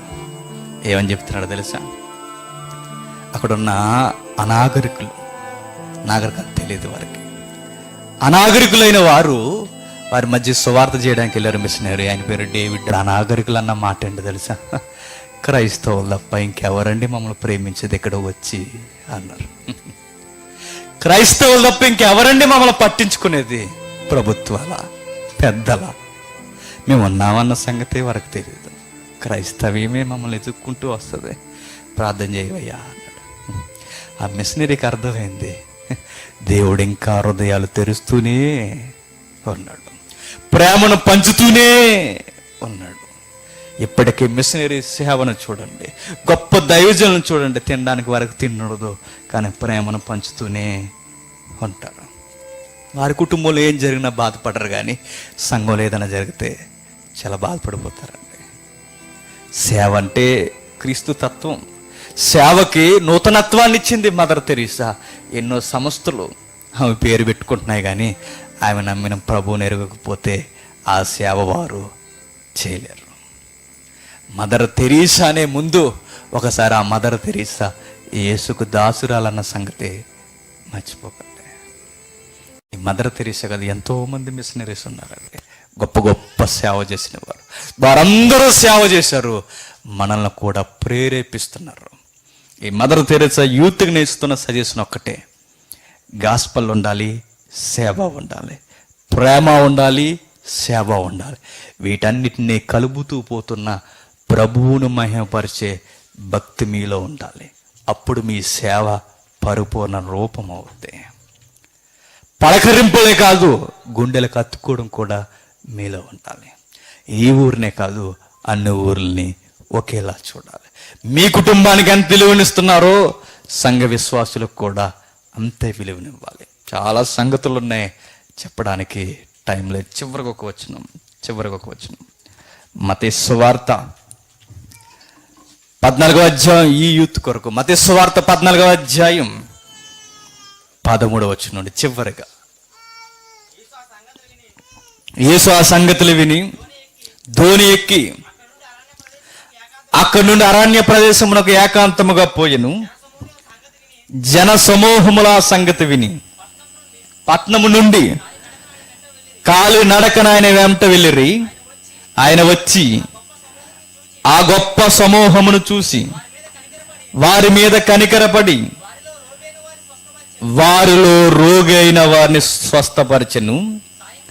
సాయంకాలం అయినప్పుడు శిష్యులు ఆయన యొద్దకు వచ్చి, ఇది అరణ్య ప్రదేశము కదా, ఎప్పటికే ప్రొద్దుపోవచ్చున్నదే, ఈ జనులు గ్రామంలోనికి వెళ్ళి భోజన పదార్థములు కొనుక్కొనుటకై వారిని పంపివేయడని యేసు వారు వెళ్ళనక్కర్లేదు, మీరే వారికి భోజనం పెట్టండి. చూసారా సందర్భం ఏం జరుగుతుందో తెలుసా? వచ్చిన రోగులందరినీ బాగు చేస్తున్నాడు. ఇదిగో కోనేరు ప్రాంతంలో ఆ వ్యక్తి ఎంతో కాలం నుండి రోగిగా, కుష్టి రోగిగా క్షమించండి గుడ్డివాడిగా బాధపడుతున్నాడు. అతను కూడా స్వస్థపరిచాడు. ఎంతో మందిని స్వస్థత చేస్తున్నప్పుడు ప్రజలందరూ వెంబడిస్తూ అరణ్యానికి పోయారు. అక్కడ ఉన్నప్పుడు ఎంతమంది తెలుసా? 5,000 మంది. 1,000 మంది, 4,000, 5,000 మంది ఆయన వెంబడిస్తున్నప్పుడు అందరికి ఆయన ఏం చేశాడట? ఆహారం వడ్డించి పెట్టాడట. ఆహారం పెట్టాడు, వారి రోగాలు తొలగించాడు, వారి జీవితాలకి సమాధానపు సువార్తను ప్రకటించాడు. ఆహారం పెట్టి సువార్త ప్రకటించకపోతే నిల్లు. సువార్త ఉండాలి, ఆహారం పెట్టాలి. సేవాతత్వానికి రూపాలివి, కుడి భుజాలివి, 2 కళ్ళు లాంటివి. సువార్త లేకుండా అది చేయలేం. ప్రేమ తెలియకుండా ఎదుటి వాడిని ప్రేమించలేం. అదేంటో నీకు తెలియాలంటే ముందు యేసును ప్రేమించడం నేర్చుకోవాలి. అప్పుడు చేయాలి సేవ. యేసు శరీరాన్ని ఒక్కటే ప్రేమించలేమని లేదు, వారి భవిష్యత్తుని, వారి ఆత్మలను కూడా ప్రేమించాం. అప్పుడు సేవకు పరిపూర్ణమైన రూపం వస్తుంది. ఈ విధముగా చేస్తూ ప్రార్థనాపూర్వకంగా మీరు సేవ చేయండి. సర్వోన్నతుని అండ, ఆయన సహవాసం ఎల్లప్పుడూ మీకు తోడే ఉంటుంది. ఆమేన్. ప్రార్థన చేసుకుందాం. పరలోకమందున మా తండ్రి, ఎన్నో గొప్ప గొప్ప సంగతులు సమాజానికి అర్థం కానివి, సమాజ సంస్కర్తలు చేయలేనివి, సంఘకర్తలుగా పిలువబడినవి కళలన్నీ కళలుగానే మిగిలిపోవడానికి కారణం మీ కుమారుని అర్థం చేసుకుని సువార్త సారం ద్వారా సేవ చేయలేకపోవడమే తండ్రి. ఇది మతం కాదు తండ్రి, సమాజాన్ని ప్రేమిస్తున్న మీ ప్రేమ భావజాలం. ఒక్క మదర్ తెరీసాని ఇంత సేవ చేస్తే, ఆది అపోస్తులే ఇంతగా ప్రేమిస్తే, ఈ చిన్ని ప్రాంతంలో ఎంతమందిగా ఉన్న మేము తండ్రి ఈ ప్రేమను, ఈ అనురాగాన్ని, మీ కుమారుని యొక్క విలువలను మా భుజాల మీద ఎత్తుకొని మా జీవితాల్లో కనపరిస్తే మా నడవడికే ఒక సువార్త అవుతుంది తండ్రి. వారిని ప్రేమిస్తూ వారి అక్కరలను తీర్చే శక్తిని, ఆర్థికపరమైన సహాయాన్ని ఈ సంస్థకు అందింపజేయండి. మీరే కాపాడండి. మీరు చేస్తున్న సేవ స్వార్థం లేదని ఎరుగు తండ్రి. అందరూ ఏక మనస్కులై అందరి అక్కరను తీర్చే గొప్ప మనసు కలిగిన దైవత్వపు ఉనికి కలిగి మీ కొరకు ఉన్నతంగా ఉండడానికి సహాయాన్ని అనుగ్రహించండి. ఈ సభలో ఎవరైతే ప్రత్యక్షంగా, పరోక్షంగా దూర ప్రాంతాల నుండి, స్వదేశం నుండి కష్టపడ్డారో వారందరి జీవితాల్లో మీ తోడును, మీ కృపను అనుగ్రహించండి తండ్రి. ఈ సభలో వీరి కొరకే కాదని అందరి కొరకని గుర్తెరుగు తండ్రి. సేవ అంటే ఏంటో ఆ విధముగా బ్రతకడానికి సహాయాన్ని అనుగ్రహించండి. వారి వారి కుటుంబాలను దీవించండి, వారి పనిబాటుల్లో సహాయాన్ని అనుగ్రహించండి. వచ్చిన వారందరినీ జ్ఞాపకం చేసుకోండి, వారి ప్రయాణాల్లో తోడునుంచండి తండ్రి. ఈ మాటలు విని మమ్మను పొగిడేవారుగా కాకుండా ఈ మాటల ప్రకారం జీవిస్తూ మిమ్మును మహిమపరిచే కుమారులుగా వీరందరినీ తీర్చిదిద్దండి. వారి జీవితంలో ఈ విలువలు జ్ఞాపకం చేసుకుంటూ ఆ విధంగా జీవించడానికి మీరే మీ ఆత్మ సహాయంతో నడిపించండి. వారి కుటుంబాలను కాపాడండి, వారి ఉద్యోగాలను దీవించండి తండ్రి. మరలా మేమంతా కలిసి మరొక ప్రాంతంలో విస్తరించి మాట్లాడుకోవడానికి అనుకూలమైన సమయాన్ని, జ్ఞానమును మాకు అనుగ్రహిస్తారని కోరుతూ, మమ్మల్ని శత్రువులుగా భావిస్తున్న వారిని క్షమిస్తారని ఆశిస్తూ మీ కుమారుడు మా రక్షకుడైన క్రీస్తు నామమున ప్రార్థన సమర్పిస్తున్నాం తండ్రి. ఆమేన్. సెలవు.